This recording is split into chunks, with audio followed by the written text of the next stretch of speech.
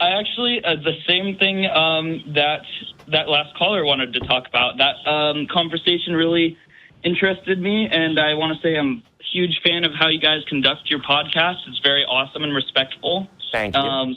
And I just wanted to try to add to that conversation. Okay. And I'm glad he called in first because he gave me some good talking points. All right. Rusty goes by they, them. I'm sorry? Rusty goes by they, them. Rusty, yes. Yeah. Rusty, okay, they, them. Yeah, they gave you some good talking points. Yes, they gave me some good talking points. So I want to preface this by I have a sister who identifies as a lesbian. Okay. And she is going to a LGBTQ pride rally, I think, next week. Mm-hmm. And, so I have the utmost respect for, I know what she's gone through. I know what a lot of these people go through. And I don't mean to disrespect anybody, but what I would like to argue is that they, them is not a functional thing, because if I say I'm going to a Wu-Tang concert, them, you'd say, do you want to go see them, or do you want to see Led Zeppelin? Them. These are ambiguous. Yes, it's singular, but it's always ambiguous. To refer to a singular person could get confusing, and I'm happy to do it, but it's just grammatically a little weird. Well, I mean, I understand that having a single third-person pronoun, or a third-person pronoun that can be used both in the singular and in the plural, doesn't distinguish when you use it whether you're referring to, a singular person or plural people. But the English language has not had a third-person singular pronoun for a couple hundred years. And I think there should be one. I mean, I think that there definitely should be a androgynous pronoun. Androgynous pronouns, band name dibs. Functional. Huh? Sorry, androgynous pronouns, band name dibs. Jamie likes to cut people off. Go ahead, Tyler. No, I think there should be an androgynous pronoun just made for people who don't want to be called him or he or she or her.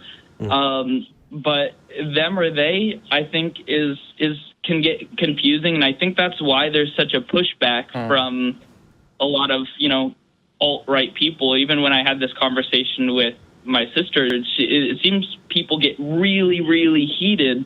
And my intent is not to disrespect anybody. Usually when somebody says, call me them, they, I usually just say, okay, I will, but end up just using their first name because it's confusing in everyday life to be like, oh, they are coming over. Or, I just say here, like the person's first name usually is my default because it's more functional. That's and she tried to argue that was a sign of like extreme disrespect, and I was like, I'm calling them by their first name. I don't see how that's disrespectful whatsoever. Yeah. So I mean, that statement may have been in the context of that larger conversation. I think. Or it may. Do you think it had to do with you? Well, I don't know. I mean, I wasn't there, and if I wasn't there, then how can I know there isn't a Jesus? I mean, the conversation went that way. I definitely don't think that stance flies when you're meeting someone on the street. Mm-hmm. On the streets. But again, I'm not the purveyor of this kind of stuff, but I would definitely, in my personal life, if somebody got super, super upset because I, misgendered them on the street when I met them, that person's got some shit going on in their life. That has nothing to do with whether or not they're, Well, and I think that's where empathy comes in. That's just where you stop the conversation and be like, hey, change it to something else and be like, hey, what's going on? Like, you want to get some ice cream, hang out, like just try to be a kind person and do something different if they're an acquaintance or something, and they get all upset, like, hey, let's just be happy together. I ain't gonna judge you. Yeah. But then they'll be all like, oh, I'm lactose intolerant. No. Yeah. Okay. All right, Tyler. Can't please everyone, right? Right. You can't. And you don't have to, and you're not required to. Nobody is required to make everybody happy. Our show is here, and it upsets people. And we get emails all the time about it because it upsets people, especially religious people. But that doesn't mean that, oh, we hurt their feelings, so we need to stop. We all are dealing with this level of discomfort. And we have to face that fact, you know. Learning about the world around you, especially when you make a mistake, is uncomfortable, but that's people are going to offend people, and then you have to consider where you go from there. Yeah. So, because sometimes saying I don't believe offends someone, and sometimes saying you're going to hell and your children are going to hell and your mama's going to hell and they deserve it offends people. Yeah, and sometimes these two things are not the same. Yeah. Sorry. Like, and sometimes, oh, sorry, I said he is, you know, more akin to one of those than the other, which is, you know, yeah, like, no, oh, and I'll, sorry. like, because I slip up sometimes. I'll definitely like apologize and be like, I'm sorry, I didn't mean that. Well, the bigger picture. I wanted to know. I'm sorry. I was just gonna say the bigger picture is don't be a dick. Yeah, no, I think that is the bigger picture. I wanted to know you guys' stances on because a lot of the community says. Like, Tyler, if you're going to bring up another super controversial subject that is going to further splinter things, I'm going to be very upset. My stance is usually shoulder width apart, though. That's how I don't know if you're going to think it's controversial. I'm wondering wrong. if you guys are. All right, go for it. Say somebody makes a trans joke. I think that's totally fine because when I joke, I do it with the utmost love, and everybody gets joked at. Everybody gets made fun of. I don't know if you're familiar with this YouTube channel, but H3H3 made a joke where his penis touched the toilet bowl, and he's like, I'm cutting it off because he's a germaphobe. And people thought he was transphobic, and he's like, dude, it's not. I'm just joking. Yeah. What are your stances on joking and offensiveness? What do you think, Jamie? Okay, so I don't think that the phrase trans joke covers it, right? There are atheist jokes and there are gay jokes, and I am atheist, and I joke more as much as I do on this show as I do off this show. In fact, probably more often off the show. Much more crude.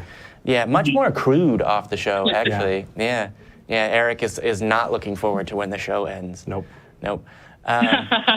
You like it. Don't even. It makes me uncomfortable. Don't even front. Go ahead. Oh, sure. I'm the only one that makes crude jokes. I don't know what you're talking about. Let's move forward and answer the question. I was about to make a reference to one of your crude jokes, but I can't on the air. No, you're not going to. But anyway, Tyler, I would say it's a matter of respect, right? Yes. Yeah, and honestly, there's so many different viewpoints. I heard an argument that's all about punching up versus punching down.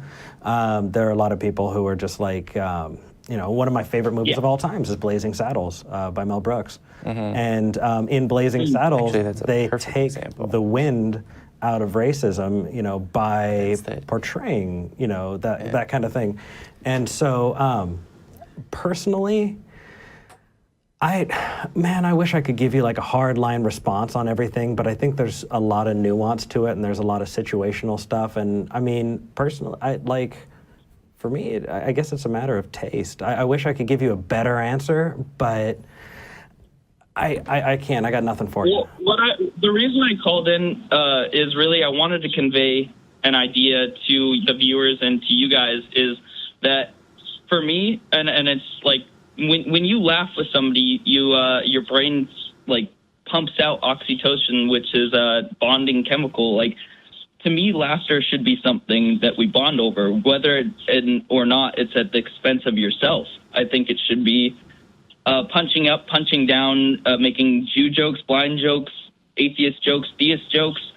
racial jokes, trans jokes. I don't care. It's all funny, and I think we should all respect each other, but laugh at each other at the same time, because we're all just fallible humans that are silly, and it's fun to just joke around with each other. Well, that's a very sweet place. Yeah, that's a very sweet thought. There are things that are over the line. Yeah. And I'll give you an example. Oh, God. Like, when I was in middle school, we would make a lot of gay jokes, and those gay jokes would be very much, oh, you're gay, let's beat them up, you know, or gay people look like this, or they act like this. And so when I started encountering people who were like, oh, I'm gay, you know, I was like, oh, so you immediately, you know, I was like, oh, you fall under all of these stereotypes. And so I think that jokes, and I don't know, it's nuanced in a weird way, and I feel uncomfortable about it. Yeah, when we first met, it was like super offensive. No, that's fair. That's exactly how I feel. Yeah. Yeah, the important thing is empathy. Don't be a dick. Man, that's like the theme so far throughout the episode. Don't be a dick. We get it. Eric is a straight man. He doesn't like dicks. All right.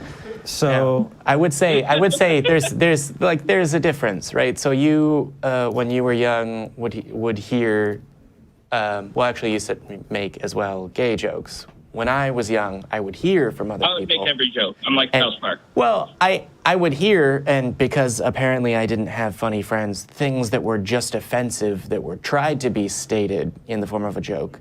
Because the most emblematic category that I can pull out is that there's a category of jokes that are called Black Jew jokes, where you just combine those things. So there are areas that just shouldn't be gone into. That's going to get clipped out, and you're going to be honestly, I think those are funny. I've heard some. Well, the statement that, no, there are people that try and make those jokes can be funny. The jokes that I heard I'm putting jokes in air quotes now, are not so much. So, well, it's almost. Can I recommend The Scathing Atheist? Absurd God-awful movies if you like humor on the edge. Yeah, Tyler. Well, I very much appreciate your call, and I really am enjoying this. Yeah. We're getting a whole lot of people in the. I might come back next week and talk about actual atheist stuff if you guys would have me. I love your guys' podcast, and you guys are great. Thank you for calling in. You know how to get in touch with us, right? Outside of the show? Yes, I do. Let's do the dance for those who don't know. Let's go. Mail at oh my gosh, Mark, that was awesome. Mail at talkheathen.com. Facebook, Talk Heathen. Reddit, r/talkheathen. My Twitter, @reason_evidence. My Instagram, @Eric the Heathen. My Twitter is being built. I thought you had one already. You said you. My Instagram. @Dirty Heathen. I have nothing up. Go ahead. We had this momentum. Yeah. And then you pooped on it. I did. And now it smells bad. And I @Jamie the Heathen on Instagram. And we're forgetting something. What are we forgetting? We'll get there. We're forgetting something. Facebook. Oh, I'm on Snapchat as well, with the same name, Jamie the Heathen. And Tinder. All right. No. Take it easy. That's for And we'll talk to you later. Well, thank you so much. Yeah, thank you so much, you heathens. Go without God.